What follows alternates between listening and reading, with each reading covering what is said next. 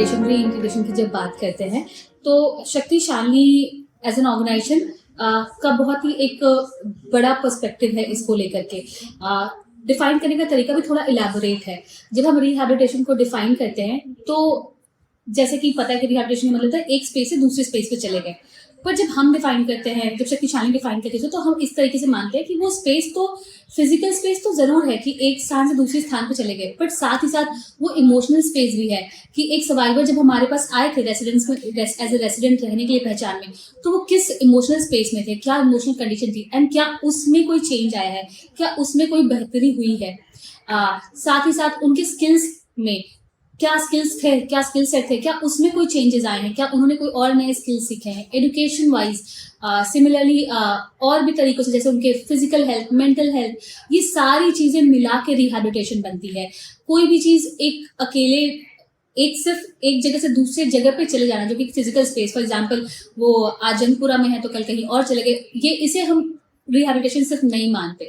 ये जरूर उसका हिस्सा है, पर उसके अलावा भी बहुत सारी चीजें होती है। तो ये रिहैबिलिटेशन को जब हम डिफाइन करते हैं तो ये सारी चीजें होलिस्टिकली रिहैबिलिटेशन को डिफाइन करती है। जब री इंटीग्रेशन की बात करते हैं तो री इंटीग्रेशन भी 3 अलग अलग तरीके से होती है। पहला, री इंटीग्रेशन की अपने नेटल फैमिली में वापस गए, जहां से आए थे वहां वापस गए, तो नेटल फैमिली में वापस गए, या तो फिर अगर मराइटल फैमिली है तो मराइटल फैमिली में वापस गए, बट वो कहीं तो जा रहे हैं। सर्वाइवर जो शेल्टर में रह रहे हैं, जो रेसिडेंट्स हैं, वो कहीं तो जा रहे हैं। तो 3 तरीके से रिहैबिलिटेशन को हम काउंट करते हैं, नेटल फैमिली में, मराइटल फैमिली में एंड देन इंडिपेंडेंट इंटीग्रेशन को।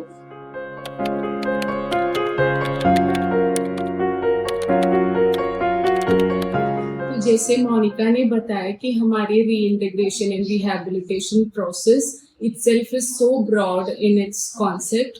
हमारे हर एक इंटरवेंशन होती है शेल्टर रेसिडेंट्स के साथ, वो बहुत रिहैबिलिटेशन री इंटीग्रेशन फोकस्ड रहती है।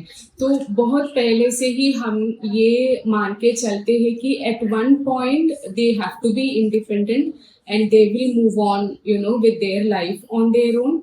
तो ये है कि हर एक कंपोनेंट ऑफ इंटरवेंशन में हमें वो बैलेंस रखते हैं कि वो डिपेंडेंसी एंड इंडिपेंडेंसी के बीच में, ताकि वो अचानक से जो विड्रॉवल ना आए, तो वो हम मतलब याद रखते हैं।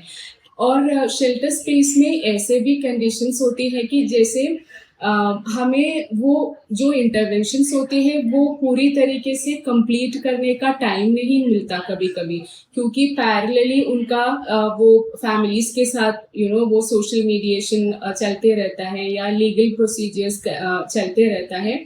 तो हम ये मान के चलते हैं as a counsellors and interventionist की कोई भी टाइम पे जब उनको लगता है कि मूव आउट करने का टाइम हो गया है तो वो मूव आउट करेंगे, और वहाँ पे फिर हमें रोकने का या इंटरवेंशन कंप्लीट करने का टाइम नहीं मिलेगा।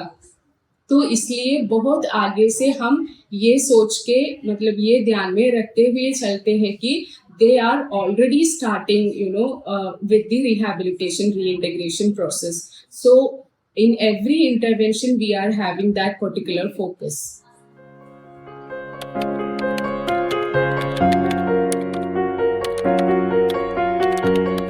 So once the residents move out of the shelter home, जब वो shelter home से निकल जाते हैं बाहर, so उसके बाद भी शक्ति Shalini tries and stays in touch with them. So उसके भी अलग अलग तरीके हैं। सबसे पहला है कि जब भी कोई रेसिडेंट निकलता है तो हम साल से 1.5 साल उनके नीड के ऊपर डिपेंड करता है, हम फॉलोअप में रहते हैं। जरूरत पड़े तो उसके बाद भी हम फॉलोअप्स करते रहते हैं, वो कहाँ है, क्या है, उनको कोई और सपोर्ट की जरूरत है या नहीं है, सब कैसे चल रहा है। होम विजिट्स भी प्लान करते हैं, उनके होम विजिट्स भी करते हैं। देन उसके अलावा हमारे कोई इवेंट्स होते हैं, कोई ऑर्गेनाइजेशन में कोई भी इवेंट हो रही है तो हम उसमें उन्हें इनवाइट करते हैं। कुछ ऐसे इवेंट्स होते हैं जो पब्लिक के लिए ओपन होते हैं, कुछ ऐसे इवेंट्स होते हैं जो क्लोज होते हैं और उनके साथ उनके लिए ही होते हैं, तो वहां पे उन्हें इनवाइट करते हैं। एंड बहुत सारे हमारे एक्स रेसिडेंट्स आके उसे ज्वाइन भी करते हैं।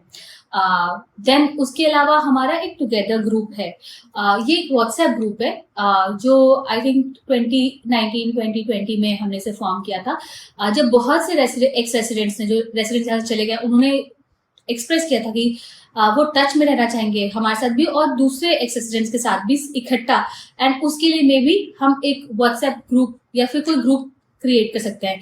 तब एक व्हाट्सएप ग्रुप क्रिएट किया जिसका नाम टुगेदर रखा था, एंड वो ग्रुप अभी भी एग्जिस्ट करता है। तो जो भी हमारे एक्स स्टूडेंट्स उसका पार्ट बनना चाहते हैं, तो जब भी वो जा रहे होते हैं तो हम उनको बताते हैं ऐसे ग्रुप के बारे में, एंड अगर वो अग्री करते हैं, अपना कंसेंट देते हैं, तो फिर हम उस ग्रुप के साथ उन्हें कनेक्ट करते हैं, और वो अगर वो व्हाट्सएप पे अवेलेबल है तो उनको उस ग्रुप में लिंक करते हैं, एंड वहां से जो भी हमारे रेगुलर अपडेट्स है, कोई इवेंट्स होने वाले हैं, कुछ प्लान कर रहे हैं, वो उनको हम बताते रहते हैं, एंड वो भी, और वो एज ए सपोर्ट ग्रुप भी काम करता है। जैसे कि अगर उनमें से किसी के पास भी कोई जॉब अपॉर्चुनिटी हो तो वो उस ग्रुप पे डाल देते हैं, हमारे पास कोई जॉब अपॉर्चुनिटी हमें पता चले तो हम उस ग्रुप पे डाल देते हैं अगर किसी को रिक्वायरमेंट हो तो। हमें किसी सपोर्ट की जरूरत होती है अपने सर्वाइवर्स के लिए, रेसिडेंट्स के लिए, तो हम उनको रीच आउट करते हैं। उन्हें किसी के लिए सपोर्ट की जरूरत होती है तो वो उस ग्रुप के थ्रू रीच आउट करते हैं, तो वो ग्रुप एज ए रिसोर्स भी काम करता है। तो ये कुछ तरीके हैं जिसके मदद से हम उनके साथ हमेशा आगे भी टच में रहते हैं, वो कनेक्शन बना रहता है। तो जिस ग्रुप टुगेदर ग्रुप के बारे में मोनिका ने बात कर रही थी, तो वो ग्रुप दाजे से 2018-19 से वो ग्रुप खुद उनके ही नीड से बनी हुई है, ताकि they want to stay connected, they want to carry that sense of belongingness with them. तो इसलिए हुआ था। तो पिछले 3-4 साल से वो ग्रुप था। तो अभी दिस ईयर इन 2023 हमने वो ग्रुप के साथ एक स्ट्रक्चर्ड तरीके से एक फोकस ग्रुप शुरू किया है। वो टुगेदर ही नाम है। तो जो मेंबर्स है टुगेदर में, वहाँ पे फिर हमने 1 साल के लिए जो लोग हमारे साथ ये जो पर्टिकुलर प्रोग्राम है उसमें रहना चाहते हैं, तो वो लोग जुड़ी हुई है। So we have almost 14-15 members together group से। वो हम हर मंथ में 2 बार मिलते हैं। तो हमारा ये लार्जर ऑब्जेक्टिव है कि ये 1 साल के बाद ये जो लोग हैं वो ऑलरेडी शक्तिशालिनी की शेल्टर सर्विस ले चुकी हैं। They emerge as leaders of responding to gender sexual violence. So वो वाला एक larger objective लेके हम आगे चल रही है। अभी के लिए हमें बहुत अच्छी रिस्पॉन्स मिल रही है। They are so interested in taking part of that, and it's like a combined interest. एक तो ये है कि शक्तिशालिनी ऑर्गेनाइजेशन के साथ जुड़े रहना चाहते हैं। सेकेंड ये है कि जो भी इंटरवेंशन एक ग्रुप मेथड में दे रही है वो लेना चाहते हैं। So it's a very experimental kind of a group, but we will have the results of this particular group at the end of this year. So shelter home की rehabilitation reintegration process में वो जो components में वो बहुत prominent एक component है कि एजुकेशनल एनहांसमेंट। तो हम ऐसा कोशिश करते हैं कि कोई भी रेसिडेंट जो कोई वायलेंस से निकल के आते हैं तो फिर उनका पढ़ाई वहाँ पे छोड़ देते हैं या चांसेस है कि वहाँ पे अनफिनिश्ड रह जाए। तो हमारा ये फोकस है कि हम वो कितने भी जल्दी से वो रिस्टार्ट करे जाए, ताकि उनका जो एजुकेशनल जर्नी में कोई लॉस ना हो। और कुछ ऐसे रेसिडेंट्स होते हैं वो मतलब फॉर्मल एजुकेशन नहीं, मतलब वो अपॉर्चुनिटीज नहीं मिल रहे थे पहले, तो वहाँ पे फिर हम बेसिक लिटरेसी एजुकेशन देने की कोशिश कर रही है। और ऐसे रेसिडेंट्स होते हैं वो बहुत साल पहले एजुकेशन स्टॉप किया है, तो फिर वहाँ पे हमारा फोकस ये है कि वो कोई भी मेथड से, इनफॉर्मल या फॉर्मल मेथड से अपनी पढ़ाई कंटिन्यू करे, ताकि वो पोस्ट शेल्टर फेज में ये सारे स्किल्स और वो एजुकेशन एज अ कैपिटल उनके काम पे आ जाए। तो वो एक चीज है।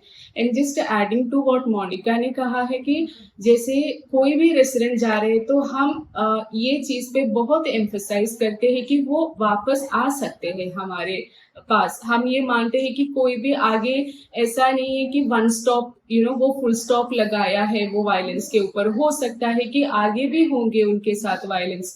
तो कभी भी ये स्पेस ऐसा नहीं है कि जज वाली फेस नहीं है। आप कोई भी टाइम पे जरूरत हो हमारे पास वापस आ सकते हैं। वही शेल्टर स्पेस आपके लिए अवेलेबल होगा, क्योंकि बहुत बार ये चांसेस है कि उनके मन में वो डर लगता है कि what if I go again there, I already sought that particular service. तो ऐसा नहीं है कि हम बार बार ये एम्फसाइज करते हैं कि आप आ सकते हैं, हमारे साथ रह सकते हैं। कभी कभी वो ऐसे एक सर्वाइवर बन के ही आते हैं, कभी कभी वो ऐसे just to have that togetherness feeling के लिए भी आके रह के जाते हैं, ताकि उनको वो जो कम्यून वाला स्पेस है वो हमेशा मिल जाए। तो वो भी एक फोकस है हमारा।